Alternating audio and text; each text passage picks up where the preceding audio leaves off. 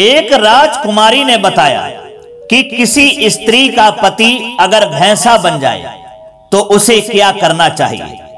नमस्कार दर्शक बंधु, दर्पण ज्ञान गंगा यूट्यूब चैनल में आपका फिर से स्वागत है। दर्शक भाई, आज की वीडियो में ये आज का टाइटल सुनकर के आपको बहुत ही अजीब लगा होगा कि एक स्त्री का पति भैंसा बन जाए। आप सोचते होंगे, अरे स्त्री का पति तो एक मनुष्य होता है, पुरुष होता है, वह जानवर नहीं होता, वो भैंसा कैसे बन सकता है। तो दर्शक भाई, कहानी तो काल्पनिक होती है। कहानी के कथ्य पर ध्यान न देते हुए हमें तथ्य पर ध्यान देना है कि कहानी का तथ्य क्या है, कहानी हमारे लिए सिखाती क्या है। इस बात पर जरा विशेष ध्यान देना है। अब आइए आपको बताते हैं कि स्त्री का पति मनुष्य होते हुए भी भैंसा कैसे बन जाता है। वो हम इस कहानी के बाद में आपको बताएंगे कि एक मानव होने के बाद भी भैंसा कैसे बन जाता है। उससे पहले सुनते हैं ये एक राजकुमारी के पति की कहानी, जो उसका पति भैंसा बन गया था। कहानी जो है वो बहुत ही रोचक है और शिक्षाप्रद भी है। हर स्त्री जाति के लिए इस समाज में बहुत कुछ सिखा करके जाएगी। इस समाज में हर स्त्री जाति के लिए ये कहानी बहुत ही महत्वपूर्ण है, कल्याणकारी है और बहुत ही कुछ सिखा करके भी जाएगी। इसलिए आपसे निवेदन है कि हमारी इस कहानी के लिए पहले ध्यान से सुनिए, वीडियो के लास्ट तक हमारे चैनल पर बने रहें। चलिए दर्शक भाइयों, तो शुरू करते हैं ये एक राजकुमारी के पति की कहानी कि उसका पति भैंसा कैसे बन गया था और किस तरीका से फिर उसके पति से मुलाकात हुई।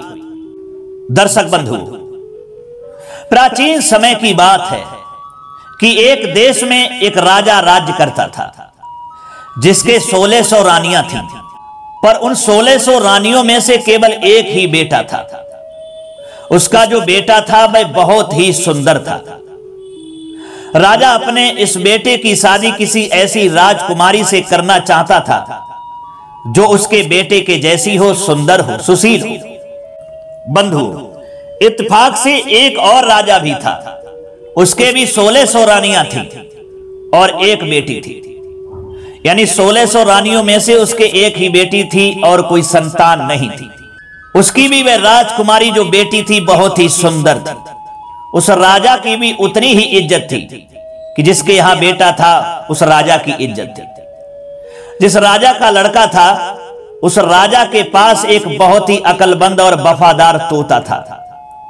राजा उससे बहुत सारे मामलों में सलाह लिया करता था और उसकी सलाह वह मानता भी था।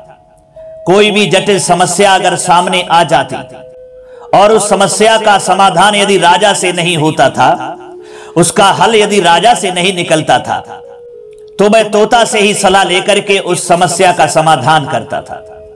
यानी बड़ी बड़ी मुश्किल और समस्याओं में वह उसकी ही सलाह लेता था।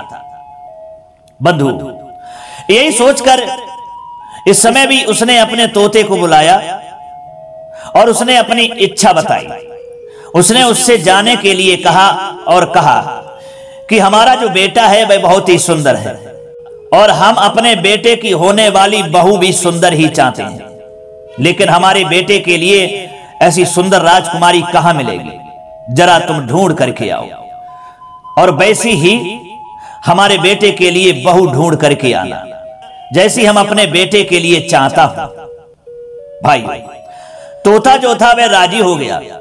उसने राजा से कहा कि तुम राजकुमार की पसंद लिख करके हमारे पैर में बांध दो। राजा ने वैसा ही किया और उस राजा ने एक पत्र में अपने बेटा की पसंद को लिख करके उस तोता के पैर में बांध दिया।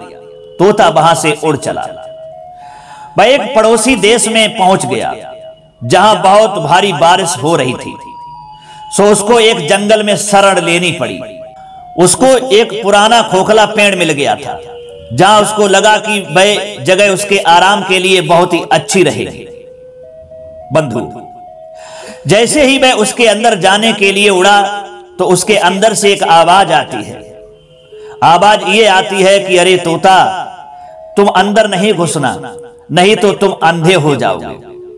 सो तोता पेड़ के जड़ के पास एक टहनी उग रही थी, उस पर जाकर के बैठ गया और बारिश खत्म होने का इंतजार करने लगा।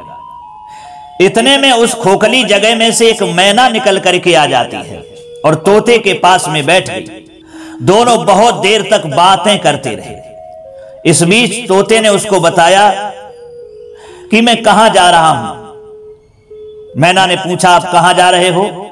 तब तोता ने सारी बात बताई कि हम अपने राजा के राजकुमार के लिए एक बहुत सुंदर राजकुमारी ढूंढने की तलाश में निकला हुआ, जैसा कि हम आगे चलकर के देखेंगे कि वह राजकुमारी कहां मिलेगी।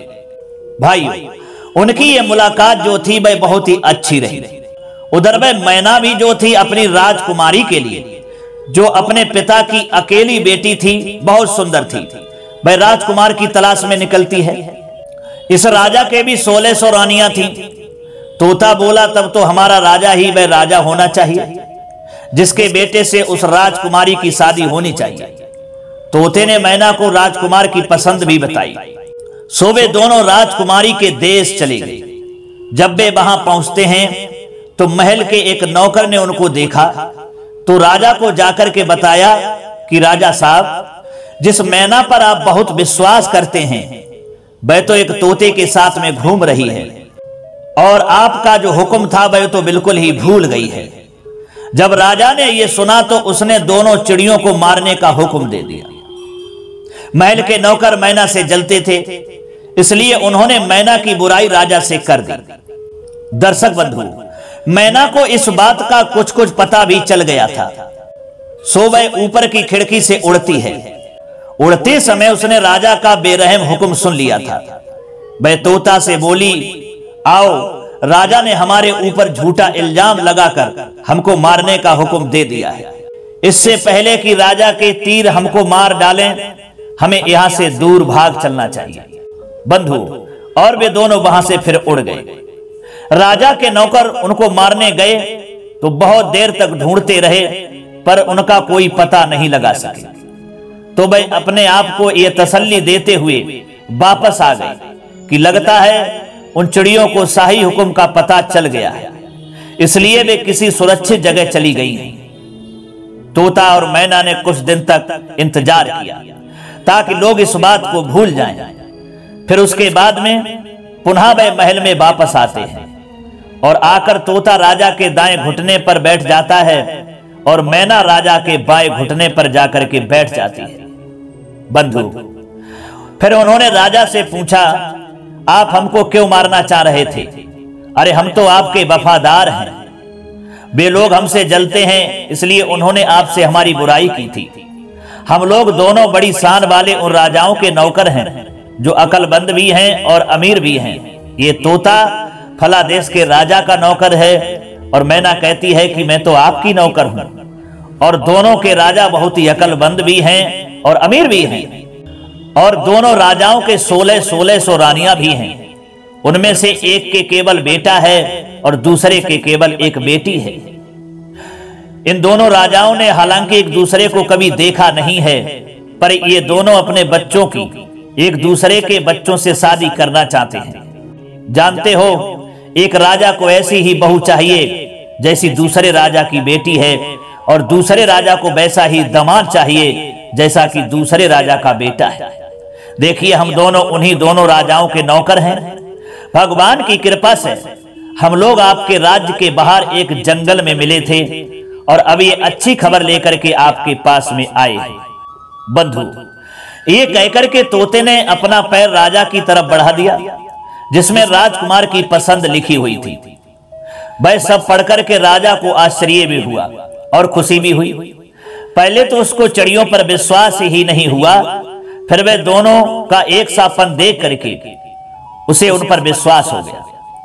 उसने तस्वीर लेकर के अपने शाही जनान खाने में भेज दी और अपनी 1600 पत्नियों से कहा कि वे उस तस्वीर को देखकर बताएं कि वे अपनी राजकुमारी के लिए उस राजकुमार को पसंद करती हैं या नहीं करती हैं। बंधु, कुछ दिन बीत गए पर तस्वीर वापस राजा के पास लौट करके नहीं आई। राजकुमारी को तो वह तस्वीर इतनी पसंद आई कि वह उसको अपने हाथ में ही लिए रखती थी।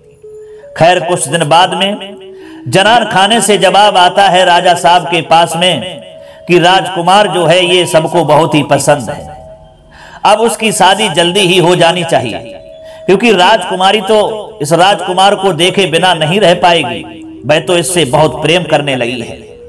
बंधु, जैसे ही ये जवाब राजा के पास पहुंचा तो राजा ने तोते को ये कहकर के वापस भेज दिया कि वह अपने मालिक से जाकर के कह दे कि राजकुमार की मनपसंद लड़की मिल गई है और वह 4 महीने के अंदर अंदर शादी के लिए यहां आ जाए। तोते ने आदर के साथ राजा को झुक करके नमस्कार किया और अपने देश के लिए उड़ गया। उड़ते उड़ते अपने देश पहुंचा। देश पहुंच करके उसने अपने राजा को अपनी यात्रा की सफलता के बारे में बताया। राजा ये सुनकर के बहुत ही खुश हुआ। उसने तुरंत ही इस शानदार मौके को शानदार तरीके से मनाने का हुक्म दे दिया। बंधु, राजकुमार के लिए सबसे कीमती और बढ़िया कपड़े बनवाए गए, घोड़ों के लिए बहुत शानदार जीन भी बनवाई गई, सिपाहियों को भी नई और बढ़िया यूनिफॉर्म बनवाई गई, यानी उनकी ड्रेस बनवाई गई। बहुत सारे तरह की भेंटें जैसे अनमोल हीरे जवाहरात, बढ़िया कपड़े, मुश्किल से मिलने वाले फल, कीमती मसाले और बढ़िया किस्म के इत्र इकट्ठा किए गए। हर चीज को याद करके इकट्ठा किए गए। महीने जल्दी ही फिर गुजर गए, पता ही नहीं चला। इतनी तैयारियों में समय कब निकल गया इसका कोई पता नहीं चला। दर्शक बंधु, पर अफसोस शादी के कुछ दिन पहले ही राजकुमार का पिता जो था बीमार पड़ गया और वह मर गया। परिवार वालों के लिए यह एक बहुत बड़ा धक्का लगा था। राजकुमार को अपना जाना टालना पड़ा, क्योंकि ऐसे समय पर वहां से चलना उसका अपने पिता का अपमान करना दिखता था। सो उसने कुछ समय तक इंतजार किया। जैसे ही उसके पिता की मौत का अफसोस का समय बीता, वह वहां से चल दिया। तोते ने उसको रास्ता दिखाया। इधर राजकुमारी का जो देश था वो कोई ज्यादा दूर नहीं था, सो वे जल्दी ही वहां पहुंच गए। राजकुमार ने अपने डेरे महल के पास वाले बगीचे में डाल दिए। बंधु, अगर राजकुमार उस बगीचे में न घुसा होता तो अच्छा होता, क्योंकि वहां उसका तोता मर गया। उस वफादार चिड़िया को वहां के माली ने मार डाला था, क्योंकि वह कुछ खजूर तोड़कर राजकुमार की तरफ फेंक रहा था। जैसे ही राजकुमार के ऊपर यह मुसीबत आई, उसके कुछ देर बाद ही उसने सुना कि राजकुमारी के पिता ने अपनी बेटी की शादी उससे करने के लिए इनकार कर दिया, क्योंकि उसका पिता मर गया था। बगीचे में डेरा डालने के कुछ दिन बाद ही राजकुमारी बाहर सैर करने के लिए अपनी पालकी में जा रही थी कि इत्तेफाक से वहां उसी रास्ते से गुजरी जिस रास्ते पर वह बगीचा था। उसने बगीचे पर नजर डाली तो वहां राजकुमार को देखा, तो वह उसे पहचान गई, क्योंकि उसकी तस्वीर अभी भी उसके पास में ही थी। उसने उस समय तो उससे कुछ भी नहीं कहा और अपनी पालकी ढोने वाले कहरों को वापस महल चलने के लिए कहा। उसको अपना प्रेमी मिल गया था। उसी समय से उसको सब कुछ बहुत अच्छा लगने लगा था। शाम को खाने के समय उसने अपने खाने में से आधा खाना खाया और बचा हुआ आधा खाना राजकुमार की तस्वीर के साथ राजकुमार को भेज दिया। उसने अपनी नौकरानी से कहा कि वह राजकुमार से कहे कि वह उसे खा ले, और अगर वह न खाए तो उसमें अपनी उंगली घुसा दे। बंधु, नौकरानी ने वैसा ही किया। राजकुमार ने खाना नहीं खाया तो नौकरानी ने उसको खाने की प्लेट में उंगली घुसाने के लिए कहा। जब उसने प्लेट में रखे चावल में अपनी उंगली घुसाई तो वहां उसको अपनी तस्वीर मिली। उसने सोचा कि राजकुमारी तो मुझसे बहुत प्यार करती है। ऐसा सोचकर उसने अपने हाथ पोंछे एक चिट्ठी राजकुमारी के नाम लिखी और उस नौकरानी को वापस देने के लिए भेज दी। जब वह चिट्ठी राजकुमार की नौकरानी जो थी राजकुमारी के पास में ले जाती है, और जब राजकुमारी ने वह चिट्ठी पढ़ी तो उसके मन में राजकुमार से मिलने की इच्छा ने जोर पकड़ लिया। उसने आधी रात को अपना घोड़ा तैयार करवाया, असरफियों से भरा एक थैला लिया और उस बगीचे की तरफ चल दी जहां राजकुमार ठहरा हुआ था। राजकुमार तो उसको देखकर आश्चर्य में पड़ गया। राजकुमारी बोली, तुम आश्चर्य में मत पड़ो, मैं तुमसे बहुत प्यार करती हूं और इसीलिए मैं छिपकर के तुम्हारे पास में आई हूं। मेरे पिता तुमसे मेरी शादी की इजाजत नहीं देंगे, वो करना ही नहीं चाहते क्योंकि आपके पिता मर चुके हैं। चलो अपना घोड़ा तैयार कर लो और मुझे अपने साथ अपने देश ले चलो हमेशा के लिए, वहां हमारा कोई कुछ नहीं बिगाड़ सकेगा। दर्शक बंधुओं, सो दोनों घोड़ा पर सवार होते हैं और सवार होकर के राज्य से बाहर की तरफ चल देते हैं। कुछ घंटों तक तो वे काफी तेजी से चले, पर फिर एक पेड़ के नीचे आराम करने के लिए लेट गए। अगले दिन सुबह तरोताजा होकर के वे फिर से अपनी यात्रा पर चल दिए। वे लोग बहुत दूर नहीं गए थे कि उनको घोड़े पर सवार 7 डाकू दिखे। राजकुमार बोला, चलो हम तेजी से भाग चलते हैं क्योंकि हम इनसे लड़ नहीं सकते। सो दोनों अपने अपने घोड़ों को एड़ लगाते हैं और उनको भगा देते हैं। पर डाकू भी घुड़सवारी में होशियार थे और उनके घोड़े अभी अभी निकले थे, थके नहीं थे, सो वे भी उनके पीछे भाग लिए। राजकुमार बोला, इस तरह भागने से कोई फायदा नहीं, वे हमारे पास ही आ रहे हैं, अब हम क्या करें। तब राजकुमारी बोली, घबराइए नहीं, हमें इनका डट करके मुकाबला करना चाहिए।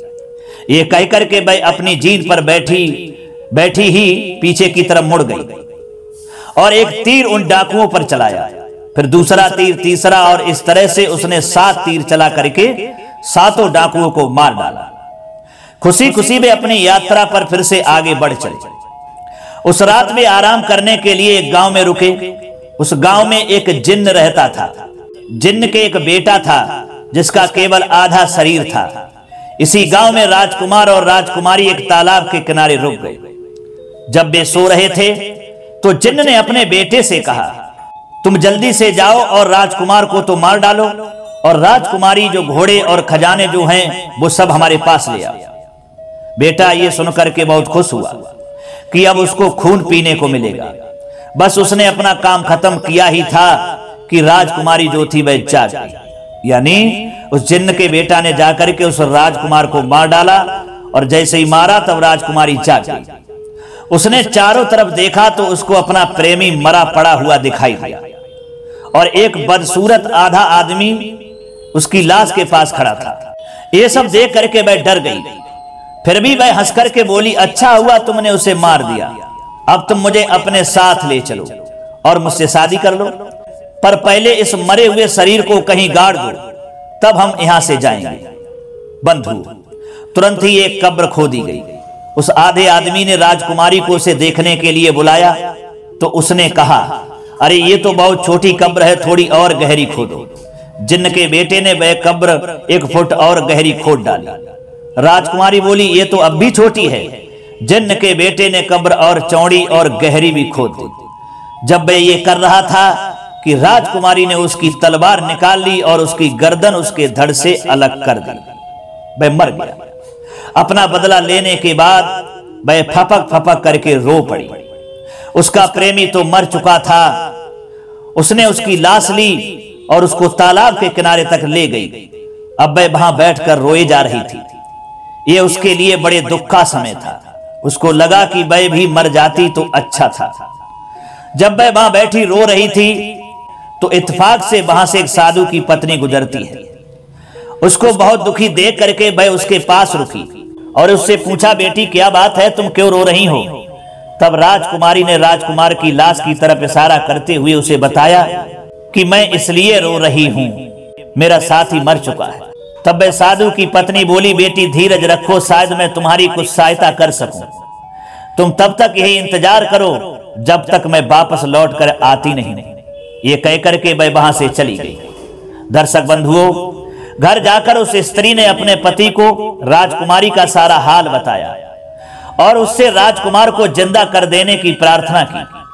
साधु बोला, बहुत ही अफसोस है, अरे वह जगह तो शैतान औरत और उसके भयानक बेटे की है। मैं अभी राजकुमारी के पास जाता हूं और उसको तसल्ली देने के लिए राजकुमार को जिंदा करता हूं। बंधु, वह साधु तुरंत ही राजकुमारी के पास में आता है। इधर राजकुमारी तो सहायता का इंतजार कर ही रही थी।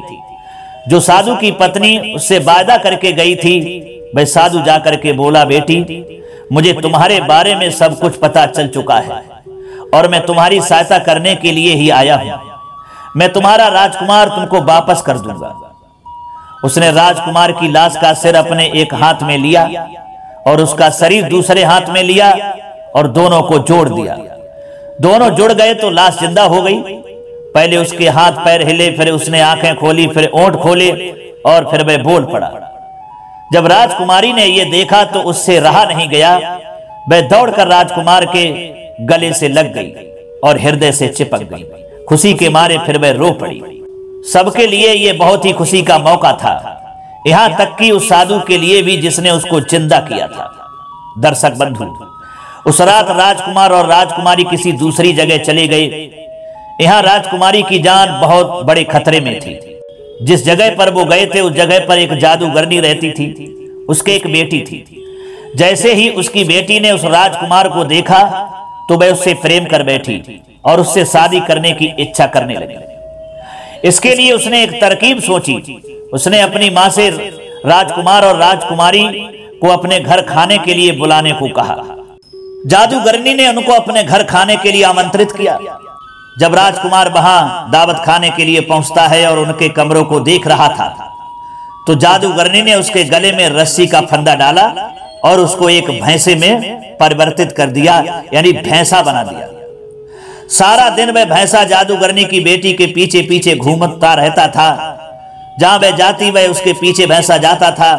रात को वह उसके गले से रस्सी का फंदा निकाल लेती तो वह राजकुमार बन जाता था और उसके साथ सोता था। इसी तरह कई दिन बीत गए। राजकुमारी बहुत दुखी थी। उसको पता ही नहीं था कि हमारा पति कहां चला गया, कहां गायब हो गया और वह करे तो क्या करे।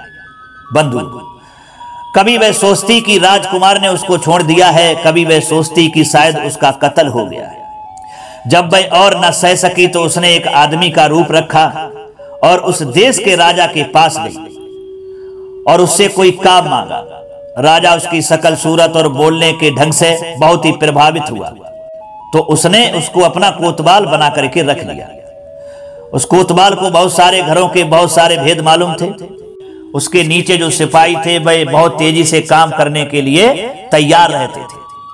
कोतवाल को केवल आदमी की ऊंचाई और उसकी शकल सूरत बतानी होती थी और उसको उसे ढूंढने के लिए कहना होता था। बस सारा राज्य तब तक छाना जाता था जब तक वह आदमी ना मिल जाता। कोतवाल साहब ने यह सारी सूचना अपने सिपाहियों को कर दी कि इस तरह से एक आदमी का तुम्हें पता लगाना है। पर राजकुमारी को राजकुमार के बारे में इतना करने के बावजूद भी कुछ पता चल न सका। हालांकि उसको यह पता चल गया कि जिस घर में वह और राजकुमार ठहरे थे वह घर एक जादूगरनी का था। वह उसके घर बार बार गई। वहां उसने एक भैंसा इधर उधर घूमते हुए देखा तो पर उसको यह पता ना चल सका कि वह उसका अपना प्यारा राजकुमार था और उस जादूगरनी ने उसको भैंसे में बदल दिया था। धीरे धीरे उस कोतवाल और जादूगरनी की बेटी में दोस्ती बढ़ती चली गई। जादूगरनी की बेटी ने सोचा कि यह कोतवाल सचमुच में आदमी था, जबकि वह तो आदमी के भेष में राजकुमारी थी। वह कोतवाल को चाहने लगी और उसने उसको कई भेंटें दी। इन भेंटों में से एक ऐसा कपड़ा भी था जैसा पहले कभी किसी ने देखा नहीं था। राजकुमारी ने यह कपड़ा लाकर अपनी एक खिड़की में टांग लिया और सोचा फिर हम देखेंगे कि यह कपड़ा राजकुमारी के भविष्य के लिए क्या करने वाला है। इधर अगले दिन सुबह को महल का एक नौकर उस खिड़की के नीचे से गुजरा जिसमें कोतवाल ने यह कपड़ा टांग रखा था। वह नौकर उस कपड़े के रंग और उसकी बनावट देख करके दंग रह गया। घर आकर के वह रानी से मिलने गया और जो कुछ उसने देखा था वह सब रानी को बता दिया। रानी को भी उस सुंदर कपड़े को देखने की इच्छा आई, सो उसने राजा से प्रार्थना की कि वह उस कोतवाल को बुलाए और उसमें से कुछ कपड़ा उसके लिए मंगवा कर दे दे। राजा ने ऐसा ही किया। कोतवाल ने उसको वह सारा कपड़ा ही भेज दिया जो उसके पास था। जब रानी ने उसको देखा तो वह उसको इतना अच्छा लगा कि उसने राजा से कहा कि वह कोतवाल से कहे वह उसको वैसा ही कपड़ा और ला दे। जब राजा ने रानी का हुक्म कोतवाल को सुनाया तो उसने कहा कि ये काम जरा मुश्किल है पर वह अपनी पूरी कोशिश करेगा। बंधु, राजा के महल से वह सीधे जादूगरनी के घर गया और उसने वैसा ही कपड़ा और मांगा।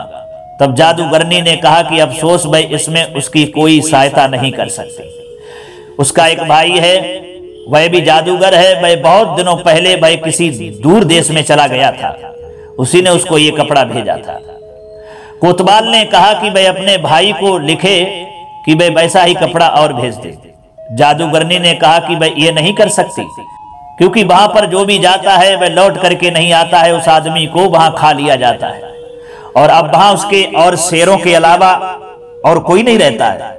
उन शेरों को भी वह तरह तरह की घास खिलाकर आधा भूखा रखता है, हालांकि वे उस घास को खाना पसंद नहीं करते। इस तरह से कोई भी वहां जाता है तो कोई भी शेर या तो किसी झाड़ी में से निकल आता है या फिर किसी चट्टान के पीछे से निकल आता है और उसको खा जाता है। इस तरह से वहां कई लोगों की जानें चली गई। ऐसे में मैं कैसे किसी को वहां भेज सकती हूं? ऐसे खतरे वाले काम के लिए मैं वहां किसी को नहीं भेज सकती। दर्शक बंधु, तब कोतवाल कहता है, अच्छा तो तुम मुझे बस ये बता दो कि तुम्हारा भाई कहां रहता है। मैं वहां जाऊंगा और उससे कपड़ा लेकर के आऊंगा, क्योंकि मुझे तो उसके पास जाना ही है, नहीं तो राजा मेरी जान ले लेगा। जब तक कि मैं वह कपड़ा लेकर के नहीं आता तो मैं यहां सुरक्षित नहीं हूं। इसलिए तुम मुझे बताओ कि तुम्हारा भाई कहां रहता है। मैं उसके पास जाकर के उससे मिलूंगा और कपड़ा लेकर के आऊंगा। दर्शक बंधु, जादूगरनी बोली, ठहरो, अगर तुम्हारी ये हालत है तो मैं तुम्हारी सहायता अवश्य करूंगी। मेरे पास मिट्टी का एक छोटा सा बर्तन है जिससे मेरे भाई की जिंदगी बंधी हुई है। जब तक ये बर्तन मेरे पास सुरक्षित है तब तक मेरा भाई भी सुरक्षित है, पर जैसे ये बर्तन टूटेगा तो मेरा भाई मर जाएगा। मैं अपनी बेटी की खातिर इस बर्तन को तोड़ दूंगी, क्योंकि मेरी बेटी तुमसे प्यार करती है, शादी करना चाहती है।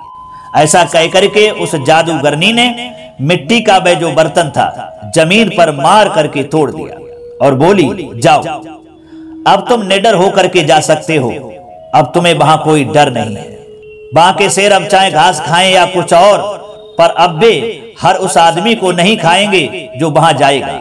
जाओ, भगवान तुम्हें सुखी और धनवान बनाए। बंधु, जादूगरनी ने तो ये सोचा ही नहीं था कि ये कोतवाल राजकुमारी है।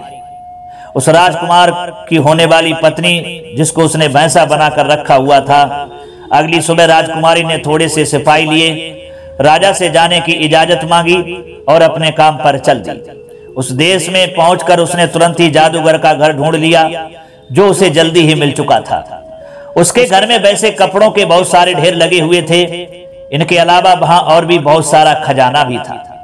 राजकुमारी ने उसका वह सारा कपड़ा और खजाना ले लिया और राजा के महल की तरफ लौट चली और आकर के वह कपड़ा सारा राजा को दे दिया। राजा उसके इस काम से इतना खुश हुआ कि उसने उसको बहुत सारी भेंटें दी और उसको अपना वारिस घोषित कर दिया। दर्शक बंधु, कुछ साल गुजर गए, राजा मर गया। अब वह कोतवाल उस राज्य पर राज्य करने लगा, वहां का राजा बन गया। उसको कुछ कुछ पता चला था कि राजकुमार को क्या हुआ था, सो उसने अपने राज्य भर के सारे भैंसों को अपने सामने पेश होने का हुक्म दिया। सारे भैंसे एक जगह आकर के इकट्ठे हुए। राजकुमारी ने खुद उन सब की जांच की। वह उनसे बोली, पर उनमें से किसी भी भैंसे ने उसकी बात का जवाब नहीं दिया और ना ही उसको पहचाना। फिर उसने पुलिस को हुक्म दिया कि वे लोग सब जगह जाकर देखें कि किसने उसका हुक्म नहीं माना है। पुलिस के कुछ आदमी जादूगरनी के घर आए तो उन्होंने देखा कि उसने अपना भैंसा राजा के पास नहीं भेजा था। उन्होंने भैंसे को रस्सी से पकड़ा और राजा के पास ले गए। जादूगरनी ने उसकी जादुई रस्सी को अपने हाथ में पकड़े रखने की बहुत कोशिश की, पर वह सब बेकार था। पुलिस ने उसको छोड़ा ही नहीं। वे उस भैंसे को रस्सी से पकड़कर जादूगरनी से दूर ले गए। राजा ने देखा कि उसके भेजे हुए पुलिस के लोग एक भैंसा पकड़ कर ला रहे हैं, तो वह उनसे मिलने के लिए आगे तक आई कि लो भैंसे की रस्सी। ये कहते हुए अचानक वह रस्सी जो थी टूट गई और उसकी जगह एक सुंदर राजकुमार खड़ा हो गया। राजकुमारी बोली, यकीनन यह जादूगरनी तो बहुत ही नीच औरत है। इसको इस दुनिया में रहने का कोई अधिकार नहीं, कोई हक नहीं है। कल सुबह इसको मार दिया जाए और राजकुमार को हमारे महल में ठहराया जाए। बंधु, अब ये आगे की कहानी तो बिल्कुल साफ है कि अगले दिन उस जादूगरनी को मार दिया जाता है और इधर राजा यानी राजकुमारी ने जाकर के अपनी सच्चाई राजकुमार को बताई। फिर उसने अपनी जनता को बुलाया और उससे कहा, देखो तुम्हारा राजा जो है एक स्त्री है, जो अभी तक आप हमें पुरुष समझ रहे थे, मैं पुरुष नहीं हूं, मैं एक स्त्री हूं। इस भेष बदलने का मेरा उद्देश्य अपने राजकुमार को ढूंढना था। मेरा उद्देश्य अब पूरा हो गया, इसलिए अब तुम लोग राजकुमार को अपना ही राजा मानो और मुझे अपनी रानी मानो। बंधु लोगों ने उनको अपना राजा और रानी मान लिया और फिर वह राजकुमारी उस राजकुमार के साथ में शादी करती है, रानी बन जाती है और खुशी खुशी उसी राज्य में रहने लगते हैं। तो प्रिय बंधु, ये तो थी एक कहानी एक राजकुमारी की, जिसका पति एक जादूगरनी के जादू के प्रभाव से भैंसा बन गया था।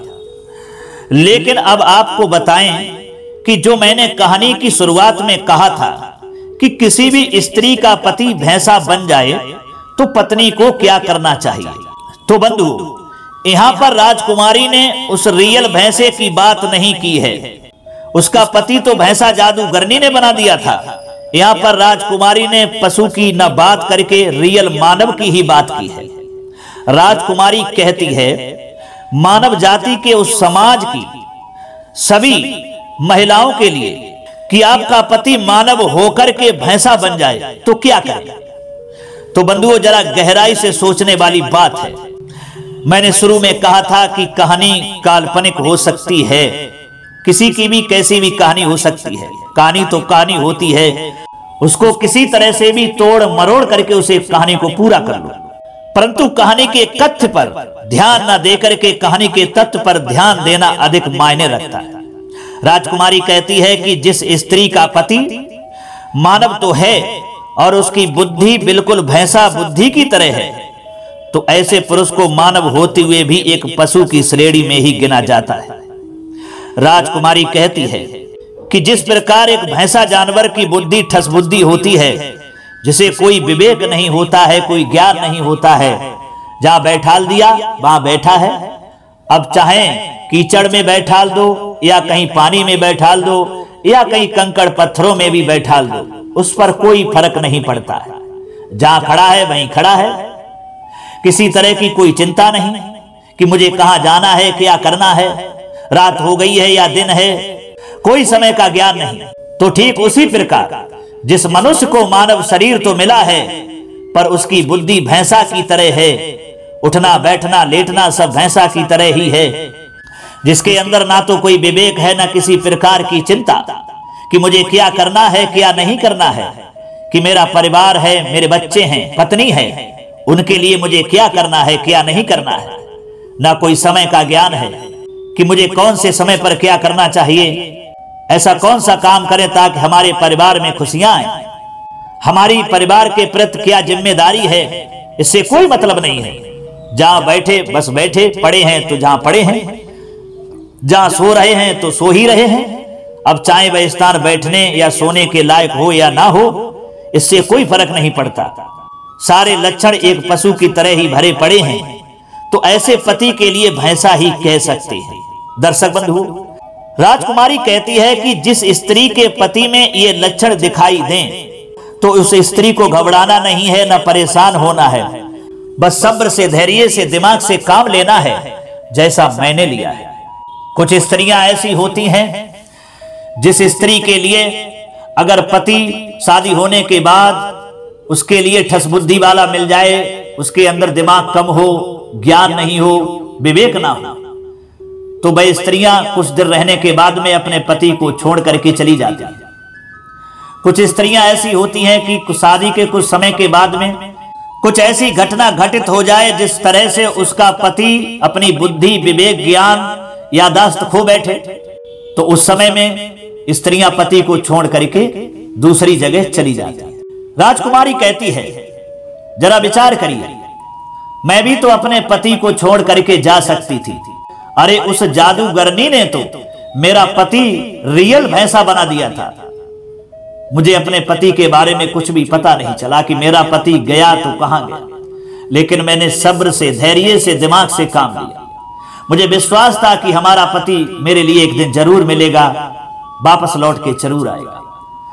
और मैं दिमाग से काम करती रही।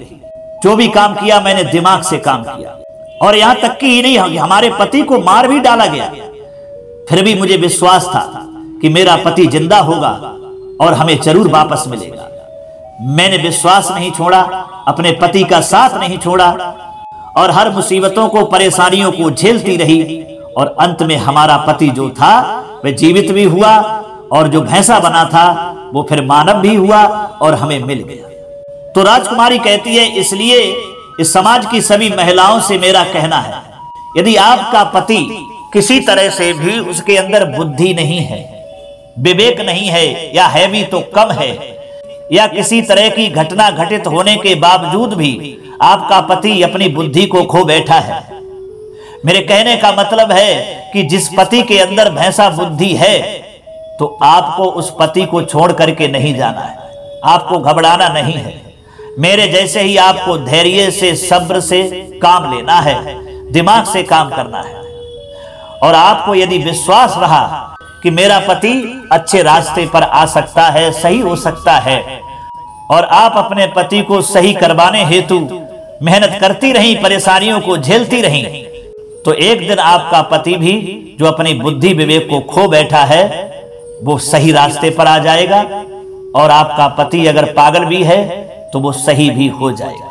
इसलिए इस समाज की हर स्त्री जाति से कहना है कि पति चाहे कैसा भी हो, चाहे भैंसा बुद्धि का हो, चाहे बैल बुद्धि का हो, कैसा भी हो, लेकिन अपने पति को छोड़ना नहीं है, ना उसकी मजाक बनानी है, ना उसका अपमान करना है।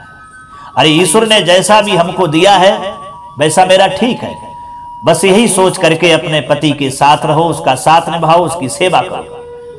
एक दिन आपको अपने जीवन में खुशियां अवश्य ही मिलेंगी। जिस तरह से उस राजकुमारी को बहुत सारी मुसीबतें झेलने के बाद में खुशियां प्राप्त हुई और राजा रानी बन गए।